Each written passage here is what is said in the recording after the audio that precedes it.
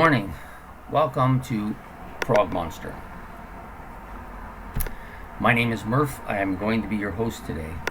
Today we're going to be doing a look back at a classic rock album from the 70s. Not a progressive rock, just a straight kind of hard rock album released in the 70s by a foursome that was unlike any other rock foursome in history at that point in time. They did things that nobody else did.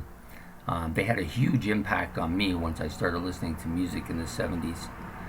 And for the longest while, they were the only rock band that I would listen to.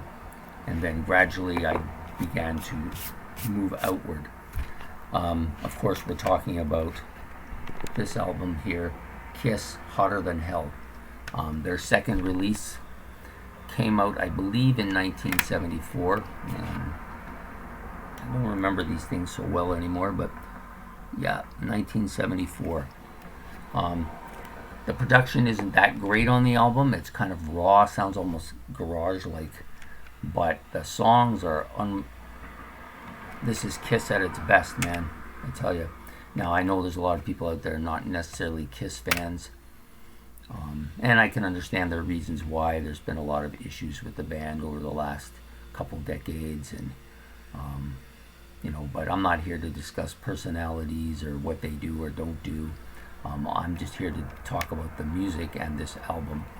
This particular album, Hotter Than Hell, their second release, didn't do particularly well when it first came out. Since gone back, a lot of people, once the band started to become more popular, went back and purchased this album. It's a real solid listening to. There are a lot of really hard, grinding, crunching along songs on this album. I played this album a lot when I first got it, and I played it a lot pretty much since I got it. And I've had this album. I got it in the 70s. It wasn't my first KISS album. My first KISS album was KISS Alive, but it was right in the beginning, probably in the first 3 or 4 KISS albums, and captured me quite a bit, just because the tracks on it are just so memorable. And we're going to go over those tracks just a bit. First of all, the players on this album, of course, if you don't know, and I can't imagine nobody would know, Gene Simmons plays bass and sings. Paul Stanley, rhythm guitar and sings. Ace Frehley's the lead guitarist. He at this point doesn't sing, but he does write on the album. And Peter Criss, of course, playing drums and doing vocals as well.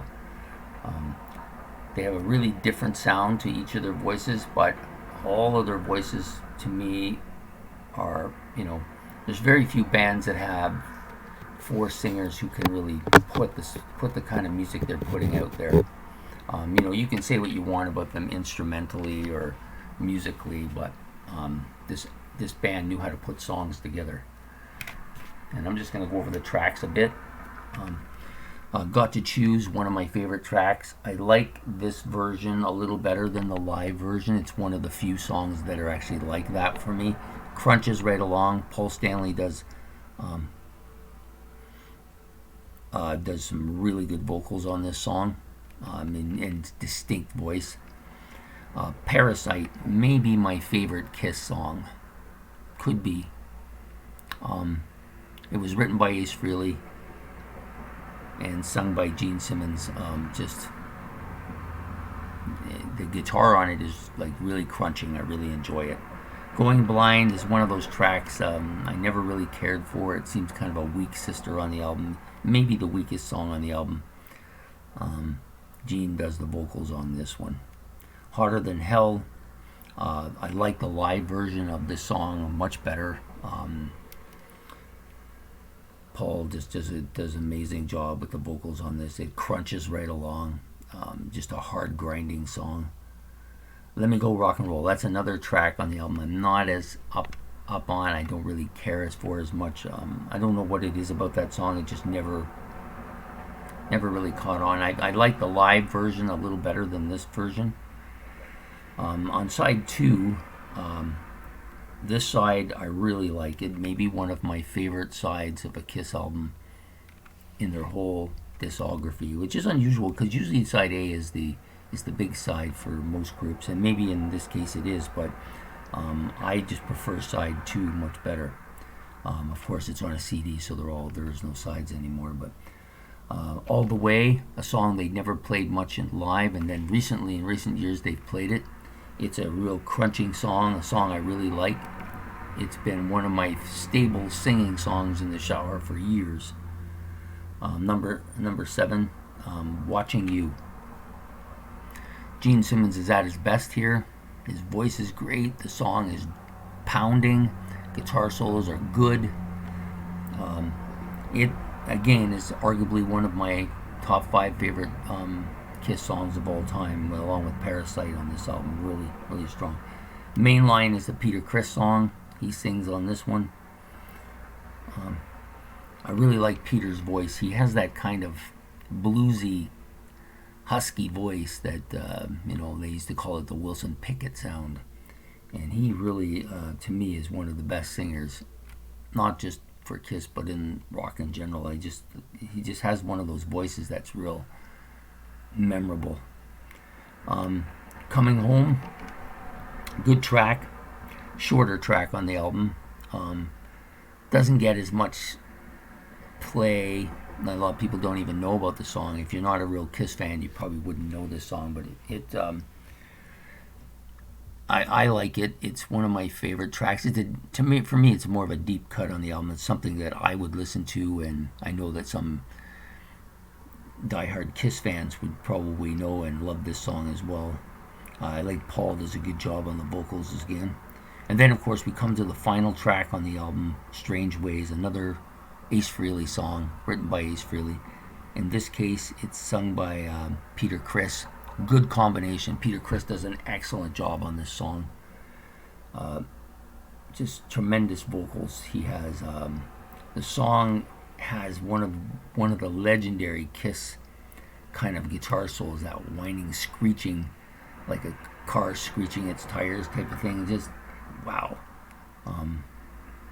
For that alone, I love this album. Just for that electrical bit that Ace Frehley plays on this.